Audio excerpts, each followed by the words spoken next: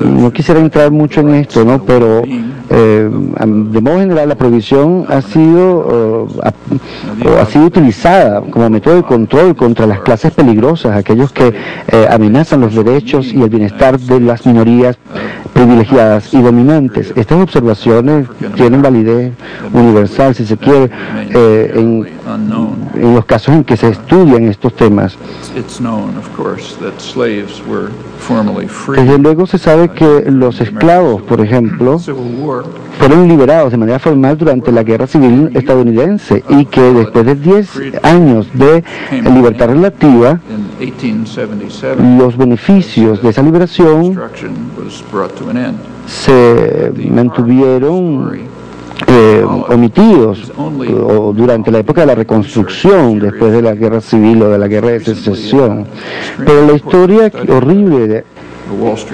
es la que se está investigando en este momento, particularmente la investigación que lleva adelante el editor Douglas Bachman del Wall Street Journal, en su estudio interesante que se llama Esclavitud con otro nombre. Su trabajo, de alguna manera, deja al desnudo, con pasmoso detalle, cómo la vida de los afrodescendientes durante la época de la reconstrucción, después de la guerra civil,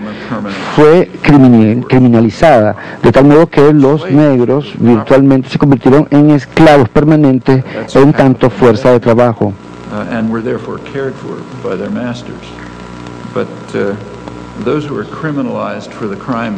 Aquellos que fueron criminalizados por el crimen de existir,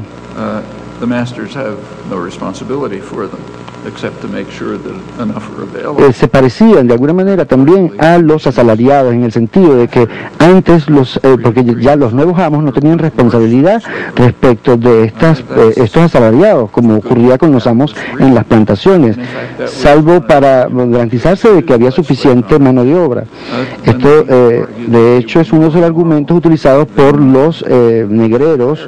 para exigir, o para plantear que no había más moral que aquella que nos llevaba a la contratación de mano de obra.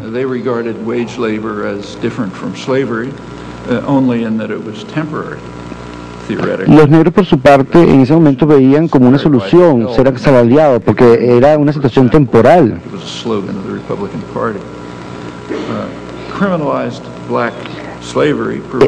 La esclavitud criminalizada proporcionó buena parte de la base para la revolución industrial estadounidense a finales del siglo XX, a finales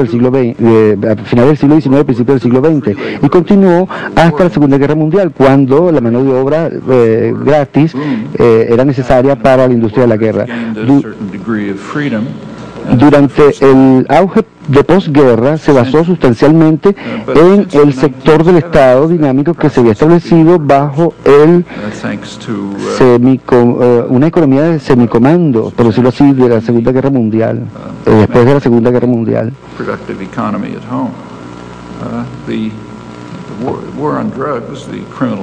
La guerra contra el narcotráfico es una analogía contemporánea de la criminalización de la vida de los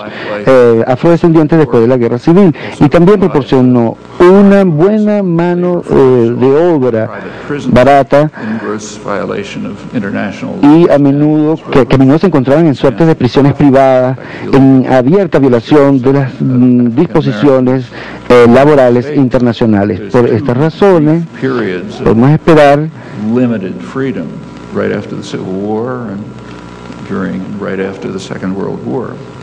sí, por eso se puede hablar de que hasta la Segunda Guerra Mundial hubo como una especie de libertad limitada. Es por estas razones que podemos esperar que la guerra contra el narcotráfico prosiga hasta que la comprensión popular y el activismo alcancen un punto en el cual los factores actantes fundamentales puedan discernirse y puedan ser abordados con seriedad.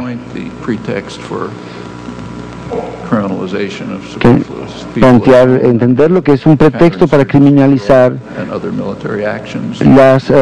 la oposición política de alguna manera que se produce en el caso de Colombia. El pasado febrero, la Comisión Latinoamericana de Drogas y Democracia emitió su análisis de la guerra estadounidense contra el narcotráfico en las últimas décadas. La comisión, encabezada por expresidentes de América Latina como Cardoso, Cedillo y el expresidente colombiano Gaviria, concluyeron que la guerra contra el narcotráfico había sido un total fracaso y exigían o instaban a un cambio drástico de la política que se distanciara de la criminalización y del el enfoque del proveedor, de las operaciones contra los proveedores, y que se dirigiera más bien hacia medidas mucho más efectivas y menos costosas en el área de educación, prevención y tratamiento. Esto reforzó la conclusión natural de que la guerra contra el narcotráfico, como la guerra contra el crimen o la guerra contra el terrorismo, tiene metas sensibles que están siendo alcanzadas y que por lo tanto deben continuar pese al fracaso de las metas anunciadas. Y esto se aprecia, por ejemplo, mucho a través de los medios. Volviendo al tema de la próxima reunión de la UNASUR, una dosis de realismo y de escepticismo sobre la propaganda sería útil a la hora de evaluar los pretextos presentados para el establecimiento de bases militares estadounidenses en Colombia y la retención de la base que tienen ya en Honduras, así como los pasos concomitantes hacia una militarización. Es demasiado esperar que Sudamérica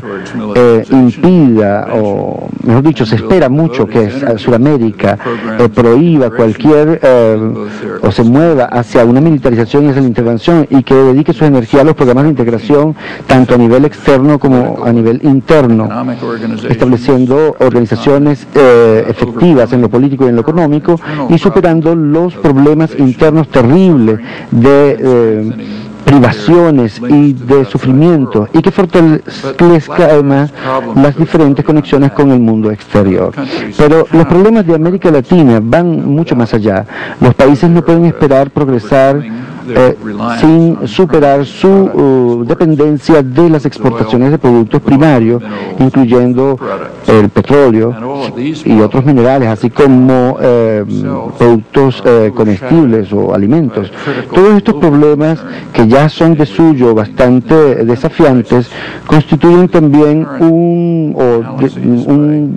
tapan de alguna manera también la preocupación global crítica, que es la crisis ambiental que se cierne sobre todos.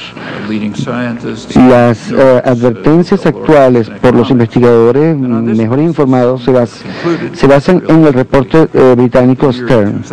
que está altamente considerado por los científicos y por muchos Nobeles en el área económica. Sobre esta base,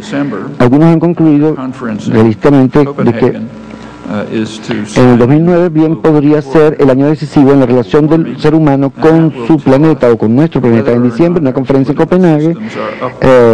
espera firmar un nuevo acuerdo global sobre calentamiento global,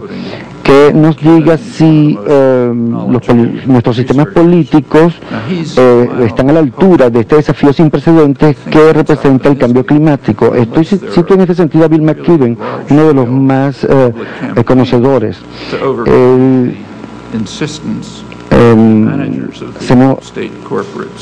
Se muestra moderadamente optimista,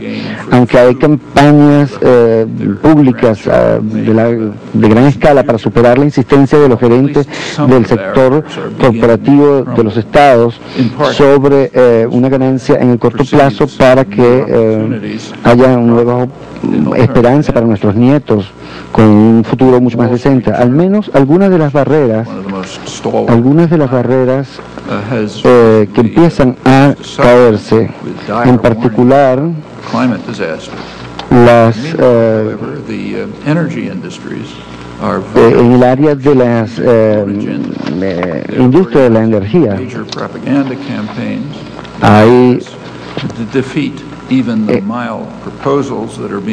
Hay una gran cantidad de propaganda de verdad, o de campañas de propaganda que pretenden derrotar inclusive las propuestas más moderadas para que no sean consideradas en el Congreso de los Estados Unidos. Hay bastante guión por parte de estas campañas corporativas que virtualmente han destruido las reformas de salud, limitándolas, y esas que han sido propuestas, por ejemplo, por la administración Obama.